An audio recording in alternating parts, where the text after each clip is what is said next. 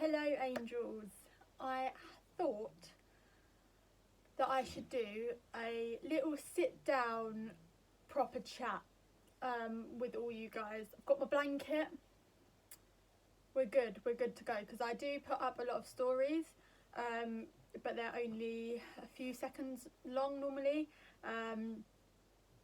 And I just want to have like a little chat and maybe talk a little bit more about the page. If you don't know, I run a Instagram page called it's okay.need to talk. So if you want to find it, it's at it's okay.need to talk on Instagram. And I started that Instagram because I know a lot of people who are going through mental health issues at the moment. Me, myself, I've always suffered with mental health since I was 5 years old, and I'm 22 years old now, so a good 17 years of dealing with mental health issues. Me in particular, I have OCD, I have PTSD from trauma that happened in my childhood. I suffer with crippling anxiety and depression. If I yawn a lot, I'm on medication. I think that's what makes me yawn a lot. I'm not 100% sure. I don't think I always had this problem. Coming on to medication quickly, I am on sertraline and I am on propranolol. The first time I ever tried medication was only last year. So from 5 to 22, I'd never tried it. But at the mid last year, my mental health got to a point where I think I really needed some help, otherwise I'm not sure what was going to happen. I struggled really badly in my teenage years, like horrifically badly, but medication was never really mentioned to me or offered, and I didn't really speak out that much about my mental health back then. It wasn't something that I knew that I could really speak out about. So I think, I think as a teenager, people probably thought I was rude and lazy and just a bit of an idiot, probably. When actually it was a very different story. I was struggling so much inside my own head, and I just didn't know what to do about it. So I am on sertraline and propranolol. I have found them both amazing, to be honest. Propranolol, literally, I haven't had so just before I went on medication, I was having such bad panic attacks that would last for quite a while, each individual one, and they would happen really frequently, so I'd have multiple a day. I was working at the time and I probably went to the bathroom maybe 6 times at least in a day to recover from a panic attack, which then led on to affecting my work, of course, my quality of my work, and I was on a bit of a sliding scale downwards. I don't really know what made me think, let me talk to a doctor, because that's what I did. I'd never spoken to a doctor about my mental health really, that I can remember. I think when I was younger, my mum took me to doctors about my mental health, but I had a traumatic upbringing, so they was expecting sort of mental health issues. But yeah, I went to the doctors and I literally sat there and was just like, I genuinely feel like I'm going insane. Like, I genuinely feel like I'm actually mental in my own head. Like, I cannot explain it to you enough. My doctor was so lovely to me. Actually, no, that's not right. That doctor was lovely to me. About a few weeks before I'd gone to see a doctor, I told her exactly how I felt. I told her that I'd had like a traumatic childhood. I wasn't sure if it was linked, blah blah blah, and she was like, okay, well, I'll refer you to some counselling. And I was like, okay, how long will that take? She was like, I don't really know. And then she said, oh, like when you're feeling really bad, like go for a walk, walk your dog, go for a walk, try and chill out. And I was like, I came out of that doctor's appointment so upset because I just thought, oh my god, I am actually going mad, because she is telling me that just walking my dog will improve me, and I'm literally sat here thinking of killing myself. So explain that to me, do you know what I mean? And then my mum was like, no, that's not right. Like, I know how, my mum knows how much I was struggling, and she was like, no, that's not right. Booked me straight in again, saw this lovely doctor, spoke to her, and she was like, oh my god, I can't believe you were here 2 weeks ago and no one did anything for you. Like, I am so shocked. She was like, you've got PTSD, you've got it badly, and I'm going to start you on propranolol and sertraline straight away. So that's what I did. Propranolol, you can't take it if you have asthma, so that's just a bit of a disclaimer. I'm not really sure why there are, I'm sorry about my dogs, there are other anxiety medications that you can take, but for some reason you can't take propranolol if you have asthma. But it's a beta blocker, so it stops your heart being able to race, it stops the breathing being able to, you know, like when you can't get your breath. And yeah, that to me was so helpful. Sertraline, I do think it's done me really well. I don't know if it's an antidepressant, isn't it? I'm not sure. I struggle with sertraline. I'm not sure how much it's doing. Like, I don't know what exactly it's doing, but I do feel better. But that doesn't mean I don't still have my bad days. That doesn't mean that I don't still panic and whatever, because I do, but I am a lot better, and I can see a future now, and I can see, like, I'm a lot happier. But yeah, that, I think medication really helped me, and I was so against medication as well. I was like, no, it just covers over your problems, you don't deal with your problems if you're on medication, blah blah blah. But actually, now that I'm not always in fight or flight mode, I can actually think about what's happened to me, and I can probably deal with it, whereas before I couldn't. I just blocked it out. So that was one thing, medication. Another thing, counselling. To be fair, when I was younger, I had quite a lot of counselling, but I must have gone through about 7 counsellors to find a good one. So if you have a bad counselling session, or you think, oh god, they didn't help, don't give up. Like, look for another one, because you will find one eventually that you click with, and then they literally become your, like, little saviour. They're amazing. So that's definitely something that I would say to go into. You can, if you search on Google iTalk, you can refer yourself to that, and I think they ring you or they text you. Oh, sorry. They ring you or they text you, and they talk to you about what's going on, and then they arrange for someone to speak to you. So that's really good, and they sort of see what you've been going through, and they put you to the right person, so they're really good. Your GP can refer you to, like, psychiatric care.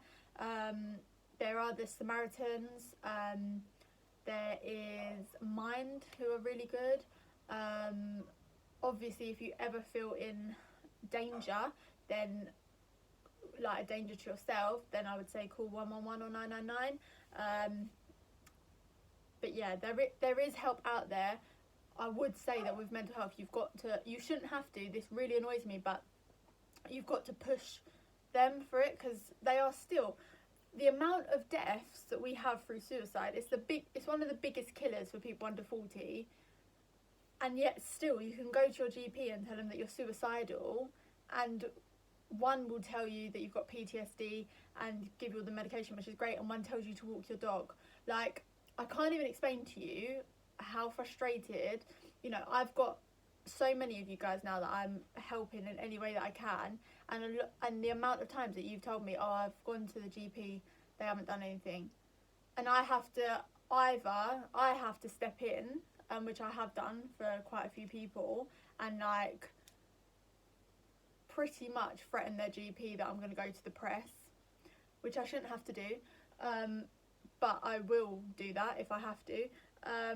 Or like, you know, I have to speak to them on the phone myself and give them the advice the GP should be giving them. Like, it's unreal. So yeah, I would just say be really, really strong with your GP and just be like, I'm not living like this, so you need to do something about it if they're not being helpful. So yeah, this group, I am literally, I'm speechless. I can't believe how much in 3 weeks that we've had it set up, just over 3 weeks, how has this happened? Like, there's 2,500 of us. I'm constantly getting messages, constantly we're helping each other so much. As I know of today, there is 8 people that were about to end their lives. 2 of them contacted me in a panic because they had started the suicide process. I won't go into too much detail about it, but I was able to ring them both ambulances, and they are now okay. They're here with us. Out of those 8 people, all of them are still here with us, but I genuinely think that if it wasn't for this group, and that's all of you guys as well supporting, they wouldn't be here. How amazing is that? 8 people in 3 weeks, you know, and these people all thought they was alone. They all thought that no one would understand it. They all thought, I just cannot thank you all enough. Every single person that follows me, messages me, comments on anything, likes anything, you are all genuinely amazing. And now I'm seeing, I literally get emotional talking about this, I'm seeing you guys in the comments helping each other. And I just think, how amazing is that we've created this little community of love, and just pure, it is just pure love. And I am so proud of every single one of you. Genuinely, you're fighting every single day to be here, and I literally could not be any more proud of you. I know that a lot of you think you're alone. I know that some of you don't have the support that you should, whether that's through family, friends, whatever. Please know that I and everyone in this group are here for you. And I really don't want another person ending their life, because it's so hard for me to say, but I've been there. When you've been there and you have nearly committed suicide yourself, you really want to tell people who are going through the same thing that it does get better. And I've been at rock bottom. The only thing that stopped me from killing myself was the fact that I didn't want my family to have to arrange my funeral. That was the only thing, because my mum and brother and sisters have been through so much. I didn't want them to have to deal with that. That was the only thing. And to be honest, I couldn't think of another reason to stay alive. Literally, that was it. I just thought, no, if I'm gonna die, I'll wait until I've got enough money in my savings to pay for my own funeral, and I'll organise it all myself, and then I'll kill myself. Like, I'm not joking you, that is how I felt. And that's the only thing that kept me going, was the fact that I was gonna pay for my own funeral, because I knew they wouldn't be able to afford it. And how sad is that? It's horrible, the fact I was literally sitting there just thinking, just hold on for a bit longer and pay for your own funeral. Anyone that wants to tell me that mental health isn't real, that isn't, you know, it's all in your head, please tell me why a 22-year-old girl was sitting there thinking that if it's all made up and in your head, you know, that is 100% true. And I know that I would have been one of them news stories that were like, she was so happy, she was doing so well in her job, no one no one could understand why. And I knew exactly why. I was done. I'd had enough. I was exhausted of fighting all the time, just to fighting with your own mind as well. Like I was just so tired of it, and I really thought that I couldn't do it anymore. And plus, I didn't know, I had no one really to speak to about it. I didn't want to burden people. Sorry, I didn't want to burden the people that I love.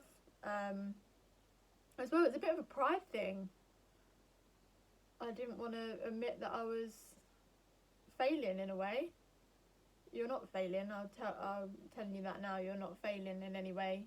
If you suffer with mental health, and I know that now, you're not failing. You're not.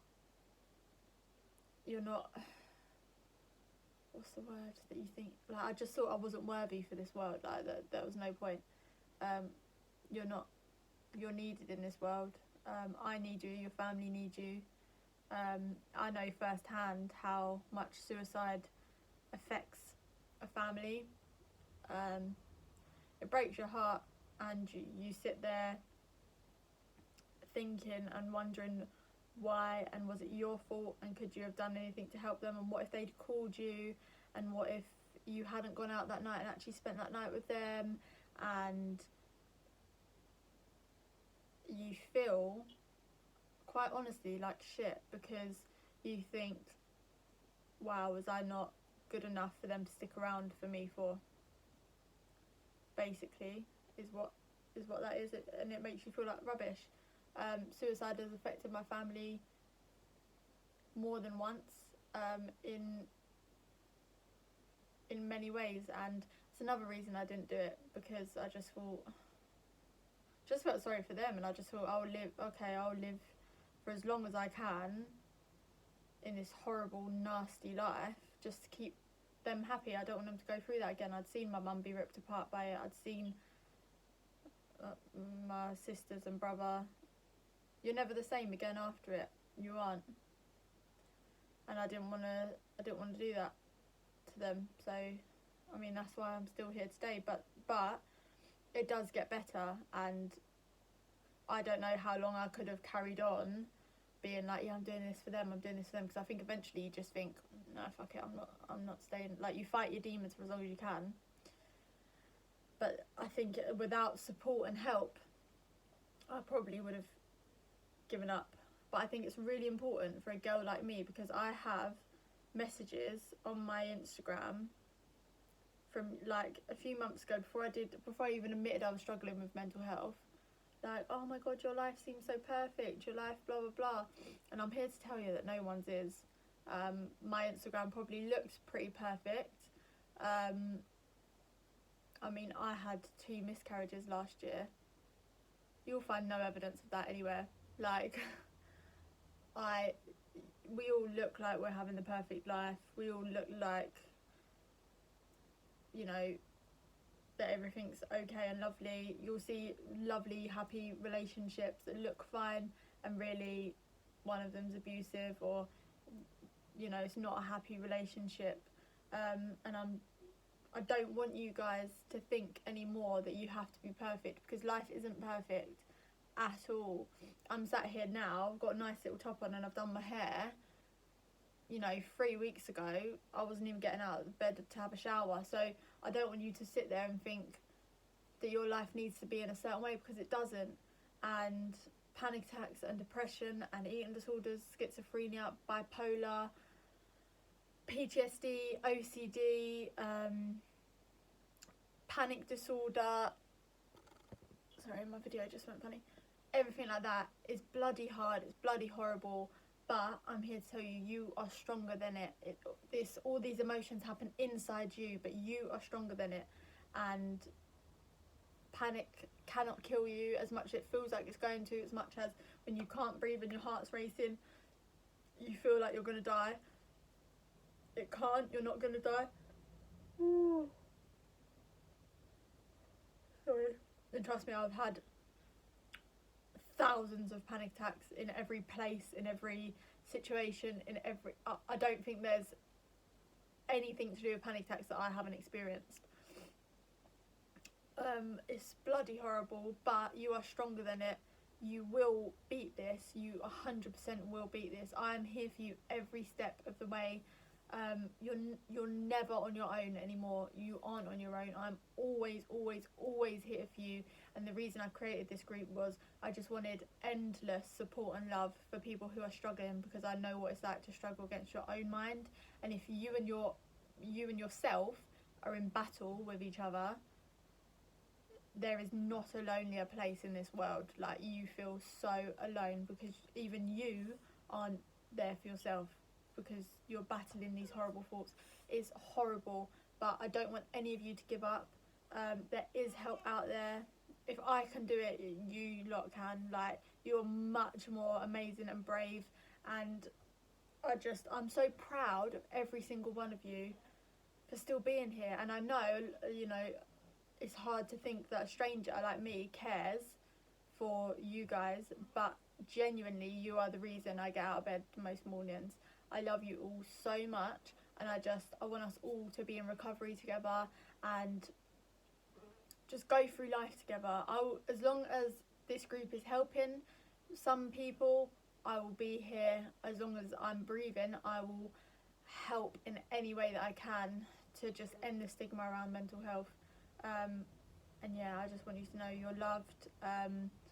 You mean more than you think to people.